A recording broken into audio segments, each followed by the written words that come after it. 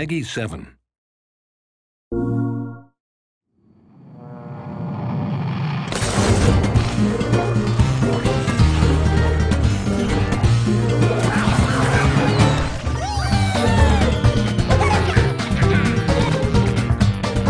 The Vita adds a new way of interacting to bring you closer to the action and makes you feel part of the environment.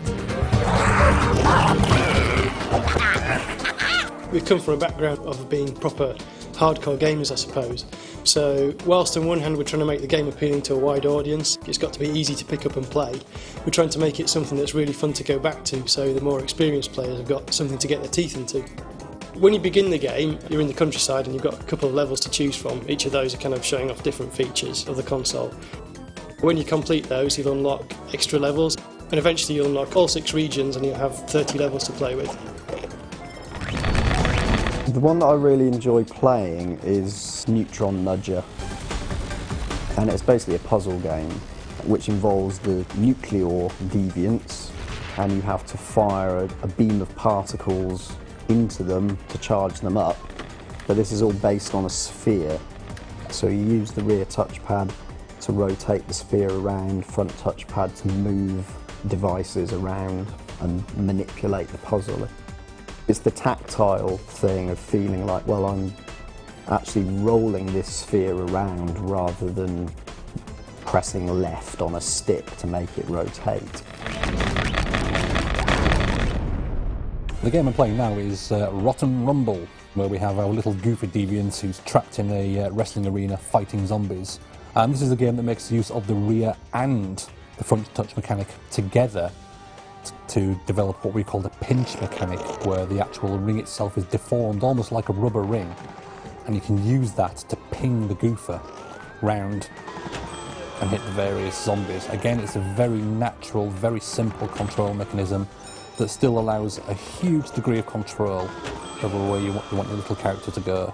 And this is one of the games that really makes beautiful use of the front screen. The screen itself, the quality of it is absolutely superb.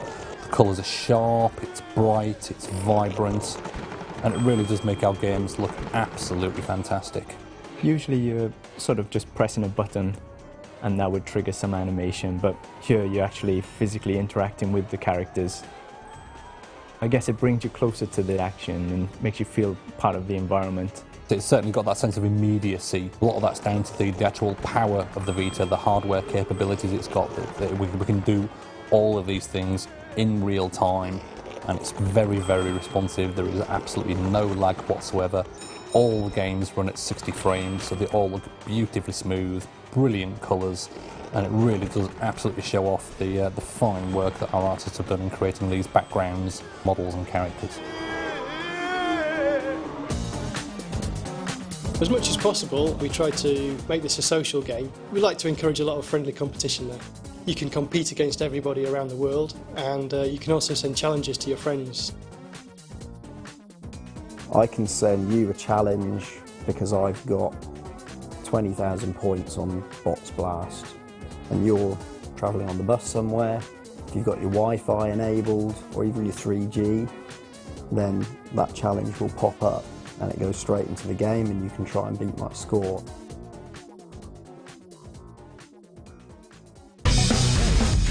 Okay, so the game I'm playing now is Depth Dive, and this is a game that uses the tilt mechanic to guide the deviant down as it drops down through the caves. The artists have done a fantastic job with these environments, very different looking, but very kooky, but still very easy to see what's going on. The controls are a simplicity itself. You're just tilting the console in the direction you want your little blob of deviant to fly. So it's very, very responsive. It's very easy to glide this little fellow around corners at speed. And as you progress through the caves themselves get more and more twisty. You've got gusts of wind you have to try and avoid, other obstacles like whirlwinds, all the while picking up the stars and racing down to the bottom as fast as you can before the timed bomb explodes. Beautiful little game, so easy to play and a lot of fun.